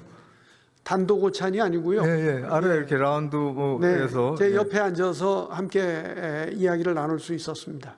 그 자리에서 이제 많은 그 대화를 나눈 것 같아요. 그리고 그 자리에서 그 USTR의 대표가 이런 말을 했다고 합니다. 한국과의 무역 적자가 너무 크다. 트럼프 대통령의 직접 지시다. 비관세 장벽 제거를 통해 무역 적자를 개선해 주거나 그렇지 않으면 관세를 올려 균형을 맞추겠다. 이런 얘기를 했다고 그래요. 그런 내용을 가지고 뭐 미국이 이 무역 적자를 하고 있는 그런 나라들 표를 보여주면서 이렇게 설명을 했다고 그랬죠. 그래서 이거가 좀 심각한 문제죠. 그러니까 USTR의 설명은 이런 것이었습니다. 즉 한미 양국 간의 동맹 관계는 흔들림이 없다. 다만 미국이 그동안 오랜 기간 동안 한국을 비롯한 여러 나라로부터 무역 적자를 겪어왔다. 그래서 이것을 개선하기 위해서 트럼프 대통령이 이 문제를 강하게 그 개선 방안을 요구를 해왔고, 그래서 미국 행정부가 한국 정부에 대해서 나름대로 투자 분야는 투자 요청을 하고 자기가 담당하는 통상협상 분야는 한국이 시장을 좀 더 개방해 주도록, 즉 비관세 장벽을 좀 개선해 달라고 요청을 해왔다. 그런데 그 투자는 합의한 이후에 진척이 좀 느리고 비관세 분야는 합의를 해서 이렇게 양국 간의 그 비관세 장벽을 줄여나가는 것에 대해서 추가 협의를 하기로 했는데 잘 이루어지지 않았다. 그러면서 사실 자기도 다른 나라와도 비관세 장벽 협상을 해야 되기 때문에 굉장히 바쁘다. 한국에 시간을 많이 쏟을 수가 없다. 그런데 이걸 자꾸 진척이 안 되면은 방법은 뭐냐면은 그 감정 없이 그냥 관세를 좀 높여서 자기들이 그 무역 적자를 좀 개선하려고 한다. 그런 것을 이해해 주기 바란다. 그런 얘기였습니다. 그래서 저로서는 그건 대단히 잘못된 방법이다 하고 논쟁을 한참 하다가 결국은 그러니까 저한테 무슨 표를 하나 꺼내 주었습니다. 그래서 저는 처음에 이게 골프 스코어 카드인 줄 알고 뭔가 봤더니 그 미국이 가지고 있는 여러 나라들의 무역 적자 현황이었습니다. 저한테 보여주면서 자기로서는 이런 모든 나라들하고 지금 문제를 비관세 장벽을 비롯한 그 통상 교섭을 해나갈 수밖에 없는데 한국도 그런 점을 이해하고 이 비관세 장벽 문제를 한국 정부가 좀 빨리 협의에 임해주기 바란다, 그런 내용이었습니다. 그 내용은 이를테면 한미 간의 조인트 팩트시트에서 비관세 장벽에 대한 이슈는 사실은 한미 FTA의 공동위원회에서 거기서 회의를 하는 건데 이 위원회가 아직 개최를 하지 않았기 때문에 좀 늦어진 것뿐이잖아요. 그런 얘기도 했습니다. 그런데 설명은 저한테 보여준 바와 같이 여러 많은 무역 적자국들과 저희가 협상을 해야 되기 때문에 사실은 자기도 좀 책임이 있다. 그러나 한국이 빨리 좀 응해달라, 그런 얘기였습니다. 아니 그렇게 되면은 비관세 장벽에 대해서 미국 쪽에서 요구하는 거하고 우리가 준비하면서 옵션으로 다 제시를 해야 되고 그런 것들에 대해서 우리 정부에서도 대응 방안을 만들어야 되잖아요. 그거에 대해서 좀 의견을 제시해 주기 바랍니다. 네, 그것은 이미 관계부처와 외교부를 포함한 여러 관계부처가 협의를 해왔습니다. 그리고 통상교섭본부장이 USTR과 협의를 빠르게 진척하려고 하고 있습니다. 예, 그리고 다음 질의를 하겠습니다. 그리고 대통령께서 이게 대미투자법이 입법되기 전이라도 실무팀을 만들어서 준비를 하고 협상을 해라라고 특별 지시를 했다고 하는데 사실인가요? 네, 그렇습니다. 그럼 그 내용에는 투자하는 것뿐만 아니라 비관세 장벽에 대한 내기 그런 옵션도 거론하고 또 준비하라 그런 것까지 포함되어 있나요? 구체적인 그 지시에 그런 구체적인 내용이 있었던 것은 아니지만은 국무위원들 간에는 이 문제를 심각하게 받아들여야 된다는데 공감대가 형성이 되었고 빠르게 대응 준비를 해야 될 것으로 믿습니다. 자, 다음 질의입니다. 자, 2025년 11월에 이제 한미 조인트 팩트 시트를 만들 때 두 가지의 내용을 가지고 있죠. 하나는 이제 관세 관련해 가지고 통상 패키지고 또 하나는 안보 패키지 이렇게 만들어져 있습니다. 이제 안보 패키지는 핵 추진 잠수함하고 그리고 우라늄에 농축하고 재처리하는 거를 협상하는 그런 축으로 가지고 있죠. 네, 그렇습니다. 거기에 이제 조선 협력이 포함돼서 세 가지 중요한 이슈가 있습니다. 그래서 1월 9일 날 우리 정부에서는 우라늄 농축이나 재처리에 대해서는 실무팀을 가지고 많이 준비를 해놨고 그리고 또 그 핵추진 잠수함에 대해서도 안보리에서 준비를 많이 하고 있고 그렇습니다. 그런데 2월 달에 미국의 이 안보팀, 이 협상팀이 한국에 오나요? 네, 이번에 그 국무장관과의 회담에서 2월 달에 그 각 부처를 망라한 팀이 오는 것에 대해서 확인을 받았습니다. 예. 그거는 뭐 진행이 계속되고 있는 거네요. 그렇습니다. 네. 그러니까 관세 협상 관련해서는 다소 문제가 생겼지만 안보 패키지에서는 계속 정상적으로 협의되고 진행되고 있다라고 판단할 수 있는 거죠. 네, 그렇습니다. 다만 이제 그 상황이 더 나빠진다면은 이쪽 관세나 투자 분야에서 문제가 있다면은 이게 이쪽에 영향을 줄 수 있지 않겠느냐 해서 그래서는 안 된다는 그 설명을 또 입장을 강하게 표명했고 미국으로서도 그 한국과 약속한 만큼 이 세 가지 이슈에 대해서는 빠르게 협상을 진행하자는데 다시 한번 의견을 모았습니다. 예, 마지막으로 덕담입니다. 그 장관께서 북한에 인도적 지원을 하는 것도 유엔 안보리 제재위원회에서 계속 제재를 하고 있었어요. 그거를 조금 면제를 하고 하는 거에 대해서 루비오 장관하고 협의를 하면서 해결을 했네요. 이걸 좀 간단히 경황을 설명해 주시기 바랍니다. 그리고 또 하나는 마지막 결정을 할 때 루비오가 백악관에 연락을 해서 그렇게 해서 최종적으로 결정한 건지 그런 얘기도 좀 말씀을 해 주시기 바랍니다. 네, 저 이슈는 이제 유엔 안보리에 북한 제재위원회에 계류되어 있던 것입니다. 그 계류된 것은 뭐 미국이 좀 더 들여다보겠다고 해서 진행이 안 됐던 것인데 이번 회담 계기에 저희가 이 문제를 강력하게 요청을 했고 루비오 장관은 이걸 검토할 수 있지 않겠느냐 해서 거의 뭐 그 자리에서 결정된 것처럼 됐습니다. 백악관에 특별히 문의를 할 필요는 없었던 것이 루비오 국무장관은 미 백악관의 안보실 실장을 겸하고 있습니다. 그래서 국무부 차관과 그 자리에서 협의해서 그렇게 결정을 했고 이것이 뉴욕에 있는 미국 유엔 대표부에 전달이 돼서 이미 15개국 전원 합의로 통과가 됐습니다. 이제 곧 유엔에서 발표가 있을 것입니다. 예, 이것은 의미가 있는 게 한국의 제안으로 미국이 승인을 한 그런 내용입니다. 이런 것이 북한에서 하여튼 호의적인 제스처로 시그널로 이렇게 받아주고 또 호응해줬으면 좋겠습니다. 예, 고생하셨습니다. 네, 감사합니다. 예, 국방부 장관님, 차관이시네요.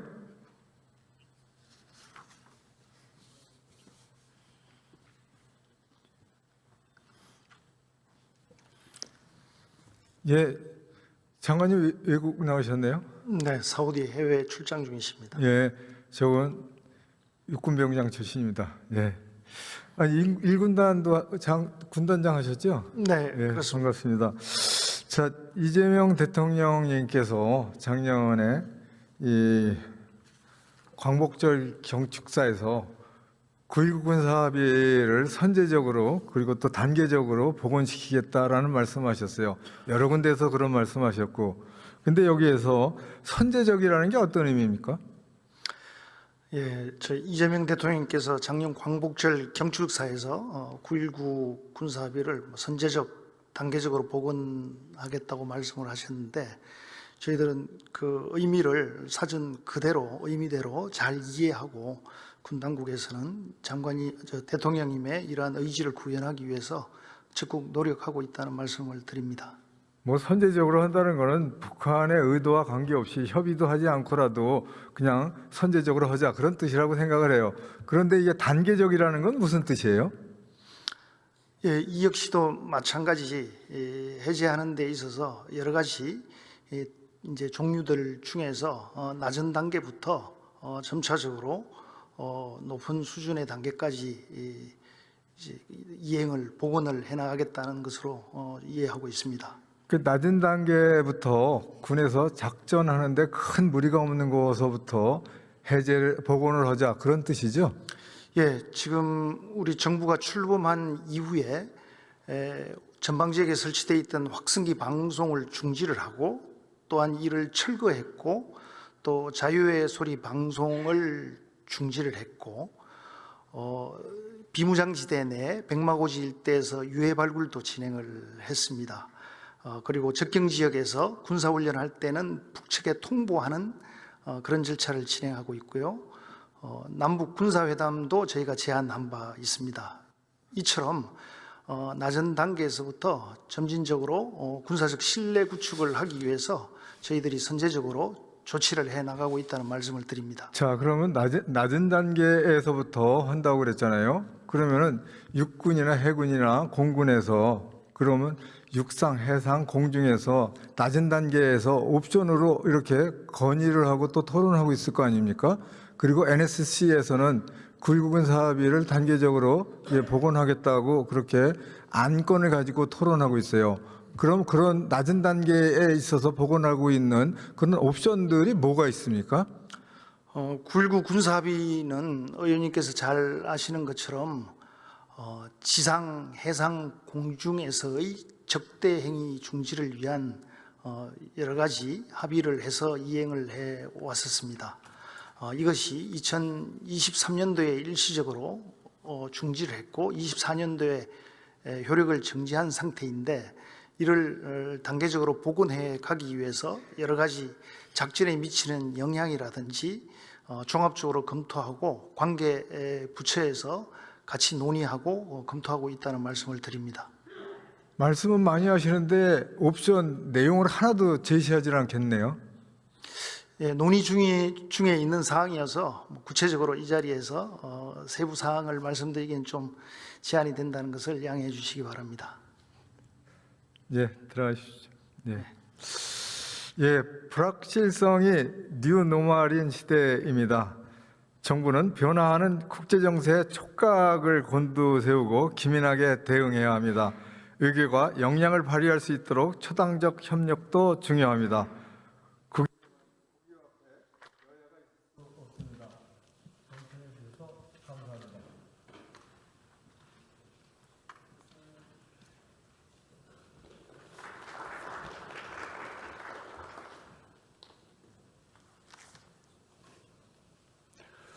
네, 윤호덕 의원님 수고하셨습니다. 다음은 대구 수성갑 출신의 국민의힘 주호영 부의장 나오셔서 질문해 주시기 바랍니다.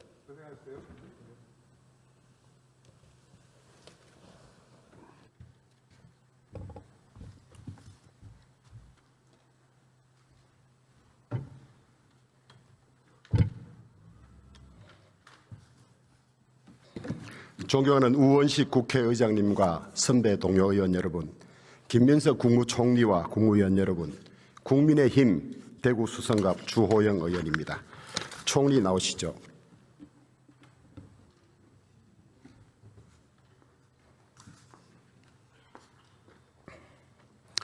예, 수고 많으십니다. 광역 지자체 통합이 논의되고 있죠. 네. 통합하는 이유는 무엇입니까? 광역 통합이 지역 발전에 도움이 될 뿐만 아니라 국토 균형 발전에 도움이 되고 수도권의 부동산 문제를 해결하는 데도 도움이 된다고 생각하고 장기적으로 그런 광역 지역으로의 산업의 이전을 통해서 국가의 미래 전략 산업을 발전시키는 데도 도움이 된다고 봅니다. 하면 좋은 겁니까? 안 하면 안 되는 겁니까? 반드시 해야 한다고 생각합니다. 이번에 선거를 앞두고 제가 조문을 작년에 다 검토를 했었거든요. 중앙 행정기관과 의견이 안 맞는 것도 많고, 그다음에 지자체 요구가 거의 이 연방제에 준하는 그 정도 요구를 하고 있어서 오늘 이 공청회를 하는데 보니까 아직도 중앙 정부가 100여 개를 노하고 있다 그래요. 이건 안 된다. 그래서는 껍데기의 분권에 불과하고 형식적으로 합치는 의미밖에 없는 것 같아요. 그래서 내일 모레 이틀간 법안 소위가 있는데 총리께서 직접 보시고 행자부가 이해 당사자예요. 자기들 권한을 안 내놓으려고 해요. 그러니까 직접 챙겨서 이양할 건 대폭 이양해서 실질적인 자치분권이 되도록 좀 챙겨봐 주세요. 기본은 그런 생각을 하고 있고요. 의원님 잘 아시겠지만 현재 원래는 처음에 한 군데에서 논의가 제기되지 않을까 생각했던 것이 세 군데에서 진행이 되고 있어서 전체적으로 공통적으로 합의할 수 있는 부분을 하고 그 외의 부분의 이양 관련된 특례 부분은 추후로도 할 수 있다 이렇게 판단하고 있습니다. 그런데 말씀 주신 부분은 챙겨보겠습니다.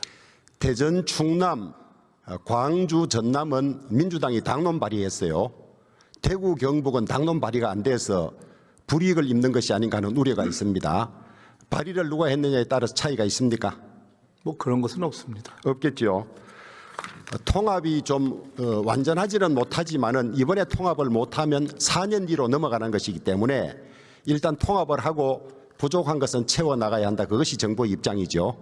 그렇습니다. 그리고 4년 후 아닌 그 중간에도 만약에 합의가 돼서 진전이 된다면 필요한 지원은 할 수 있다 이렇게 생각하고 있습니다. 그런데 지금 중앙정부가 동의하자는 100가지를 포함해서 여러 가지 조정 문제가 남아 있는데 법안이 통과됐다고 정부가 손을 놓으면 그 후속 절차가 진행이 안 되거든요. 그래서 국회 특위 같은 걸 만들어서 그 이후에라도 더 분권을 심화하기 위한 지방 살리기 위한 그런 조치들을 계속할 필요가 있다고 생각하는데 총리의 의견은 어떻습니까? 그것도 좋은 말씀이지만 이건 실행의 문제이기 때문에 법안이 통과된 직후에 총리 산하에 이 문제에 대한 지원위원회를 두고 의원님들도 각 지역과 의논하면서 챙겨갈 생각입니다. 국회에서 하는 것도 좋은데 국회와 함께 협의하면서 이게 당장 7월 1일부터 발효해야 되는 문제 아닙니까? 그런 부분들을 챙겨가겠습니다. 대통령께서 통합한 지자체에 4년간 20조를 지원하겠다 그랬는데 네, 최대 20조로 되어 통합 비용이 1년에만 4조 정도 드는 걸로 나와요. 전산망을 합친다든지. 그래서 통합 비용을 주는 것이라면 의미가 별로 없다. 이것이 지방을 살리기 위해서 주는 것이어야 하는데, 그래서 기존 예산에 포함될 수 있는 걸 다 합쳐서 20조다 이렇게 해서는 의미가 없다고 보는데, 이 20조는 기존 예산 편성될 거라든지 통합 비용을 제외하고 20조인 거죠. 기존에 있는 것은 아니다 이렇게 볼 수 있고요. 예. 통합 비용과 관련된 것은 계산에 따라서 상당히 달라질 수 있다고 보는데요. 아주 기계적인 통합 비용 외에 지금 말씀하시는 예를 들어 미래적인 통합 비용, 소요 비용의 경우는 사실은 상당히 일종의 투자 비용으로도 해석할 수 있는 것이어서 그건 조금 논의를 해봐야 될 거라고 봅니다. 그래서 원칙적으로는 이것은 새로운 것이다 이렇게 보시면 됩니다. 예, 20조가 말만 20조고 뭐 다 그저 그렇네 이런 소리가 안 나오도록 좀 잘하시기 바랍니다. 네, 그렇게 하겠습니다. 이 군부대 이전은 기부대 양여 방식으로 해서 육군부대가 몇 개 성공을 했어요. 대략 1조 5천억 정도 들기 때문에 광역단체가 부담할 형편이 됩니다. 전투비행단은 12조의 이자 비용을 합치면 20조쯤 되기 때문에 기존 기부대 양여 방식으로는 불가능하다는 것이 증명이 됐어요. 대구가 온갖 노력을 해서 법도 바꾸어 보고 공자기금까지 투입하려고 해봤습니다만 되지 않고 있습니다. 그래서 이것은 나라가 하는 것이 맞다. 더구나 대구 비행장 220만 평을 옮기면서 500만 평을 내놓으라 합니다. 그다음에 감가상각된 낡은 군사시설을 최고시설로 바꿔달라고 합니다. 이것을 왜 지자체가 해야 됩니까? 국가가 해야 되는 것 아닙니까? 주신 말씀에 대해서 기존의 기부대 양여 방식으로 추진했던 점이 있고 또 대구의 어떤 경제적인 여력이라는 면에서 지적하고 제기하고 또 이 호소라는 표현은 좀 부적합합니다만은 문제 제기해 오신 것을 충분히 알고 있습니다. 총리께서도 군공항 이전은 컨트레스 국가의 책무라고 하셨고 대통령께서도 정책적 결단과 재정 여력의 문제지만은 국가가 하는 것이 맞다고 말씀하셨어요. 마냥 시간이 흐르지 않도록 총리께서 어떻게 구체적으로 실행할 것인지를 답을 가까운 시간에 내주시기 바랍니다. 네, 만약에 대구 경북 지역의 광역 통합이 진행되고 광역 통합 단체장이 선출되고 이후에 진행이 된다면 함께 더 긴한 논의를 할 수 있을 것이라고 봅니다. 최근 일본 수산물 수입 재개 논의가 있습니까? 없습니다. 없습니까? 언론 보도에 일부 이 대통령께서 일본 가서 일본 수산물 수입 재개 의사를 보였다고 보도되는데 사실 무근입니까? 논의된 바 없는 것으로 알고 없습니까? 이재명 대통령은 더불어민주당 대표 시절에 박뉴스를 독극물이라고 그러셨어요. 많은 민주당 인사들이 당시 반대 시위에 동참해서 반대 의견을 냈습니다. 만약에 일본 수산물이 도입되려면 민주당 의원들부터 먼저 설득해야 되지 않겠습니까? 그것은 민주당 의원들을 설득하느냐의 문제보다도 그 일본 수산물 지금 문제로 되고 있고 현재 수입이 제한되고 있는 수산물 자체가 일정 시기를 거쳐서 충분히 안전하다고 볼 수 있는가라는 문제에 대한 과학적 판단이 나면 그에 대한 국민적 공감의 기초에서 진행될 것이라고 봅니다. 아니 총리께서는 2024년 8월 오염수 방류 1년이 지났는데 아무 문제 없다는 주장에 대해서 우리 해안에 유입되는 데는 5년에서 10년이 걸려서 아직 모른다 그러셨어요. 그럼 10년 기다리고 결정하실 겁니까? 그것은 아시다시피 그것은 바로 1년 후가 아니라 관련된 그 수산물에 관련된 유해 요소들이 실제로 우리 해안에 닿는데 상당한 시간이 걸린다는 주장이 있는 걸 잘 알고 계시기 때문에 그에 대한 것은 꼭 5년 후다 아니다라기보다는 일정하게 과학적 판단의 시간이 필요할 거라고 봅니다. 하여튼 대통령께서 독극물이라 하신 점을 염두에 두고 판단하십시오. 뭐 그것을 염두에 두라는 게 무슨 뜻인지 잘 모르겠습니다. 아니 대통령께서 일본 수산물이 독극물이 포함된 거라 그러셨는데 수입 재개가 논의된다면 그 점에 대해서 국민들에게 충분히 설명하셔야 될 것 아닙니까? 논의된 바 없다면 다행입니다. 논의하고 있는 바 없다고 말씀드리고 알겠습니다. 예. 지자체장들이 선거 때마다 내가 예산을 더 받아오겠습니다. 혹은 기업을 유치하겠습니다. 이랬습니다. 예산은 조금 더 받아온지 모르겠지만은 기업을 유치한 지자체는 극히 드뭅니다. 수도권 규제 때문에 수도권 밖에 있는 지자체는 기업들이 많이 들어가는 상황이지만은 그 남쪽은 계속 인구가 빠져서 유지 자체가 문제될 정도이거든요. 그래서 아무리 지자체장이 노력해도 해결될 수 없는 문제다. 이것은 경기 규칙의 문제다. 서울에서 먼 지역, 낙후된 지역에는 기업이 선호해서 올 수 있도록 상속세라든지 법인세라든지 이런 데 혜택을 주어서 기업이 스스로 선택해서 오도록 해야지 지자체장이 개인 역량으로 한두 개 기업 유치한다고 해서 지역 세태가 없어지는 것은 아니거든요. 지난 2월 4일 국민의힘 장동혁 대표가 교섭단체 대표 연설을 통해서 지방이전기업 법인세 제로, 지방이전기업 10년 유지 시 상속세 전액 면제를 제안했고, 같은 날 이재명 대통령께서 재정 배분이나 정책 결정 과정에서 서울에서 거리가 먼 지역을 가중에 지원하는 가중 지원 제도를 법제화하겠다고 하셨습니다.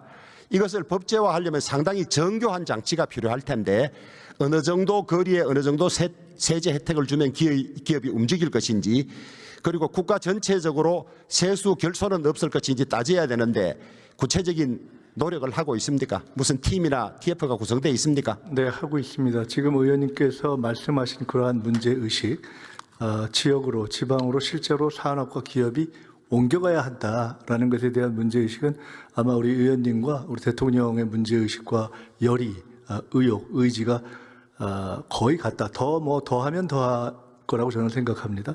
조금 전에 말씀처럼 수도권에서 멀수록 더 이러저러한 혜택을 둬서 기업 스스로 선택할 수 있게 해야 한다라는 원칙을 누차 말씀하시고 있고요. 지금 일종의 그것을 일종의 계수를 개발해서 다양한 방식의 정책의 혜택을, 그러니까 정부 정책에도 반영하고 기업에도 지원을 더할 수 있는 계수를 행안부 등에서 개발하고 있습니다. 그런 이야기들이 각 정권에서 나온 지는 오래됐는데 가시적인 성과는 아직까지 하나도 없었거든요.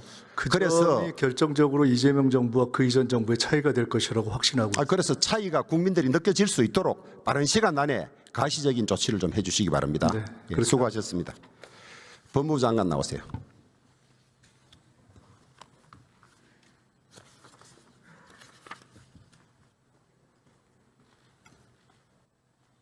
예, 수고 많습니다.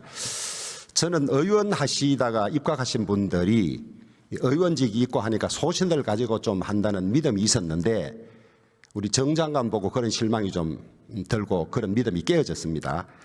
저 양반 참 애처롭다. 나중에 뒷감당 어떻게 하려고 하느냐 이런 생각을 좀 가졌습니다. 대장동 항소해야 된다고 대검에서 2번이나 보고를 했는데 신중하게 판단하라 그랬죠. 네, 그렇습니다. 예. 항소하겠다는데 신중하게 판단한다 하라는 말은 항소하지 말라는 말 아닙니까? 뭐 보고해야 되는 뭐 일반적인 그 의견의 표현이었습니다. 아니 그건 말장난이죠. 우리끼리 그래 이야기하지 맙시다. 응? 그다음에 그래놓고 항소 포기가 너무 이상하다. 항소 포기 사유를 설명하라는 사람들을 항명이라 그랬어요. 민주당에서 무슨 명령을 내렸길래 항명입니까? 그리고 그 사람들에 대해서 당연히 항소 포기 이유를 좀 설명하라는데 다 인사해서 보복해서 내치고 사표 받고 이랬어요. 이건 나중에 이거 고소돼 있죠. 예, 항소 포기 관련해서 뭐 고소된 바는 있고요. 예. 인사에 관련해서는 한 분이 행정소송을 제기한 바가 있습니다. 그렇기도 하고. 뭐 18명을 다 그렇게 하지는 않았고요. 예. 항소 포기의 사유를 설명하라는 글점보다는 18명의 검사장들 또 다수의 지청장들이 집단 행동한 것 그 자체에 약간 문제가 있었다고 저는 생각을 했습니다. 아니 그런데 잘못된 걸 밝혀달라는 걸 집단 행동으로 본질적인 것은 그만두고 딴 행태 가지고 하는 이런 것이 구태예요. 응? 지금까지 무죄 항소 안 한 적이 있었습니까? 대검이 2번이나 항소하겠다 하는데 신중하라. 그게 무슨 말인지 못 알아듣습니까 국민들이? 말씀하신 그 보고가 지금 말씀하신 것처럼 그런 식의 보고가 아니었습니다. 그 당시 국회가 열리고 있는 상황이었고 간이한 상태로 이제 구두 보고가 됐었고요. 저는 최종적인 보고 왔을 때도 그냥 신중하게 잘 판단하라고 했고 오히려 그 다른 선택을 했다고 하더라도 제가 다르게 할 수는 없었을 겁니다. 그리고 절대 정 장관님. 검사들의 인사보고는 아니었습니다. 수락석출이라는 말이 있어요. 물이 있을 때는 바위가 드러나지 않습니다. 물이 빠지면 바위는 다 드러나게 마련입니다. 내가 너무 이상해서 지금 간곡하게 충고하는 겁니다. 장관 그만두고 돌아오면 의원 정성호 남고 나중에 법적 책임은 혼자 져야 돼요. 저도 그 점을 염두에 두고 늘 다 이게 제가 선택하고 판단하는 일련의 행위라든가 발언이 최종적으로 다 공개돼 갖고 평가받을 것을 염두에 두고 좀 그다음에 수행하고 이 여당 관계되는 사건들은 무죄만 하면 전부 항소 포기하고 야당이 관계되는 것은 항소할 뿐만 아니라 무죄가 아닌데도 형이 낮다고까지 항소하고 있어요. 한번 보십시오. 이거 공정하다고 하겠습니까? 저희가 말씀드리는 내용은 전 절대적으로 어떤 그 개별 사건에서 제가 의견 표명을 하지 않고 있습니다. 더더구나 대장동 사건 관련해 갖고 원칙적인 제 의견 표명도 문제가 된다고 생각했기 때문에 그 위에 구체적 사건에 관련해서 진짜 말씀드리지 제 의견을 내지 않고 있습니다. 네. 아니, 그래서 시간 지나면 요즘은 다 드러나게 돼 드러나게 돼 있어요. 있습니다. 예, 있어서 좀 소신 가지고 법조인의 양심을 지키고 그래 하세요. 그냥 임명직도 아니고 의원직을 가지고 있잖아요. 네. 그다음에 검찰 없애는 거, 검찰 수사에 문제가 있다고 없애는 거 아닙니까? 검찰 수사의 문제가 편파 수사, 강압 수사, 별건 수사, 이것을 모두 모아서 강화해 놓은 게 특검이에요. 책임도 지지 않아, 인사 책임도 안 져. 더구나 민주당이 추천했어. 이 특검 말이 됩니까? 응? 어쨌든 그런데 그래서 기간 연장해 놓고 또 2차 특검 한다? 2차 특검 할 필요가 뭐 있습니까? 지금 정권 잡고 있고 검찰 경찰 다 잡고 있는데 왜 2차 특검 합니까? 책임만 지려고 이러는 거 아니에요. 그렇지는 않다고 보고 있습니다. 지금 특검하던 사람 그만두고 변호사로 돌아가면 그만인데 어떤 책임집니까? 모순이잖아요. 검찰을 없앤다는 사람들이. 어쨌든 특검은 저희 법무부나 정부에서 선택한 게 아니라 국회의 어떤 결단 아니겠습니까? 아니 그래도 대한민국 통해서만- 법체계 작동에 관해서는 법무부 장관이 전부 의견 내고 할 수 있지 않습니까? 네. 그것을 특검은 국회에서 하는 것이니까 내 모릅니다. 이래가 될 일은 아니잖아요. 어쨌든 국회 입법으로 결정된 그 수사기관에 관련해 갖고 저희들이 어떤 이야기를 하기는 적절치 않은 것 같습니다. 네. 검찰은 수사검사가 검사를 하면 부장검사, 차장검사, 검사장 전부 결재받으면서 철저하게 체크하지 않습니까? 예, 그런 구조로 돼 있습니다. 지금 경찰은 수사하면 누가 이런 식으로 체크를 합니까? 수사하는 경찰이 하고 그대로 송치하든지 말든지 하는 거 아닙니까? 예, 그렇습니다. 그 부실은 누가 감당합니까? 그렇기 때문에 현재도 송치하지 않는 부분에 대해서는 송부해 갖고 다시 한번 보고 있고 검찰에서 일부는 보안 수사 요구를 하기도 하고 또 보안 수사도 하고 있습니다. 경찰이 불송치한 사건을 검사가 기소한 건수가 2021년에 1263건, 2024년에는 무려 7133건이나 됩니다. 왜 멀쩡하게 잘 작동하는 제도를 깨서 이렇게 엉망으로 만들려고 해요? 그거에 대해서 목소리 내고 검찰 체계, 검찰이 잘못한 거 있으면 잘못한 건 고치더라도 지켜야 되는 것 아닙니까? 예, 그런 점에서 좀 중수청, 공수청과 관련해서 보안 저는 보안 수사라기보다도 1차 수사기관의 부실한 수사라든가 또는 법률적인 문제점들 이런 점들 보완할 수 있는 대책을 국회와 함께 잘 논의를 하도록 하겠습니다. 아니, 법무부 장관이 검찰의 입장을 대변하고 지켜야 하는데 정성호 장관 시절에 검찰이 장내 지냈다 이런 소리 나와서는 되지 않지 않겠습니까? 저도 그런 점들을 가장 염려하면서 최선을 다하고 있습니다. 예, 하여튼 분발을 촉구합니다. 예. 행안부 장관 나와주십시오.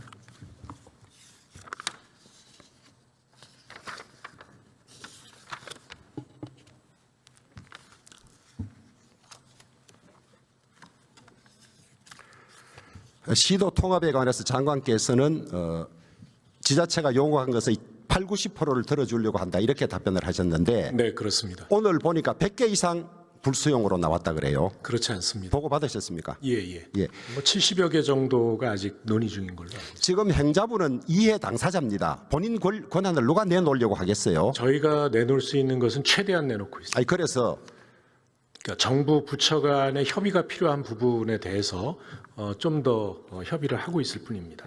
대폭 더 양보할 수 있도록 장관께서 좀 노력해 주시기 바랍니다. 네, 이건 대통령님의 그 강력한 의지가 실려 있는 정책이고요. 지금 이것이 균형 발전을 뛰어넘는 그러니까 지방이 국가 발전을 주도할 수 있는 그런 그 국가 발전 전략의 차원에서 검토되고 있는 것이기 때문에 최대한 협조하도록 하겠습니다.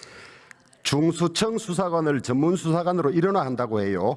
수사사법관은 사실상 검사들을 받기 위한 자리였는데 그때에도 검사 중에 이동하겠다는 사람은 극소수였는데 그냥 전문 수사관으로 만들면 검사 중에 이동은 없을 것입니다. 이 수사력 약화를 어떻게 하려고 합니까? 명칭과 관련된 논의는 아직도 계속 논의 중이라는 말씀을 드립니다. 수사 지휘에 관해서 검찰청법을 그대로 뺏겨와서 행안부 장관은 구체적 사건에 관해서는 중수청장만 지휘할 수도 이렇게 규정했습니다.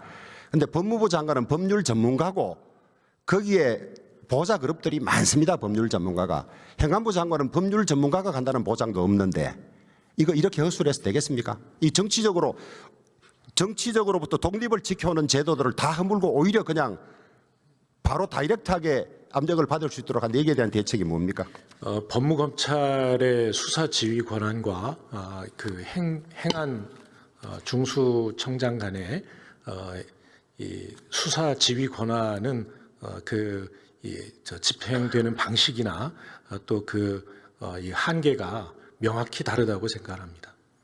우려를 새겨 들으시기 바랍니다. 네, 그렇게 하겠습니다. 네.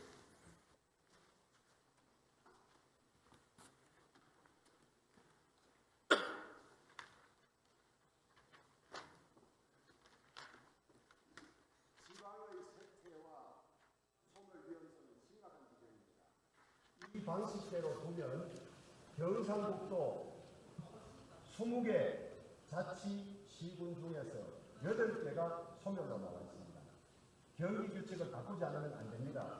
빠른 시간 안에 우리 장동혁 대표가 제안했고 이재명 대통령이 약속했다시피 서울에서 먼족일수록 상속세 법인세 낮추어서 기업이 자발적으로 가도록 하는 제도를 만들어야만 국토 균형 발전이 되고 출산율이 올라가고 국민의 삶의 질이 좋아지겠습니다.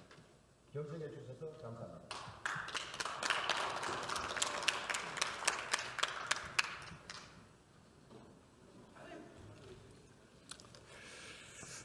주호영 부의장 수고하셨습니다. 다음은 경기 파주울 출신의 더불어민주당 박정 의원 나오셔서 질문해 주시기 바랍니다.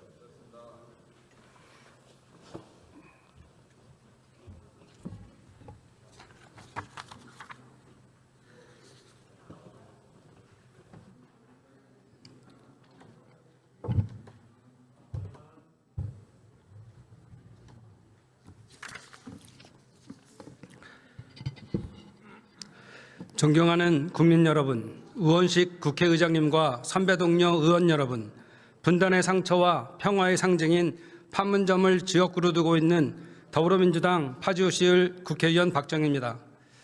하루가 30시간이면 좋겠다는 대통령의 말씀처럼 대통령께서는 숨가쁜 국정행보를 이어가고 계십니다. 당평 인사로 보여준 협치와 실용에 기반한 외교관계 회복, 경제 회복 속도까지 부족함이 없습니다. 지금이야말로 대한민국 국가 대도약의 적기입니다. 그런데 현실은 어떻습니까? 사법부의 신뢰가 바닥을 치고 종교는 정치에 개입하고 있습니다. 분단은 고착화되고 이념이 외교를 가로막는 안타까운 현실이 계속되고 있습니다. 이대로라면 우리는 국가 대도약의 기회를 놓칠 수도 있습니다. 하루빨리 바꿔야 합니다. 대한민국 대도약의 열쇠를 만들어야 합니다. 먼저 총리님 나와주시기 바랍니다.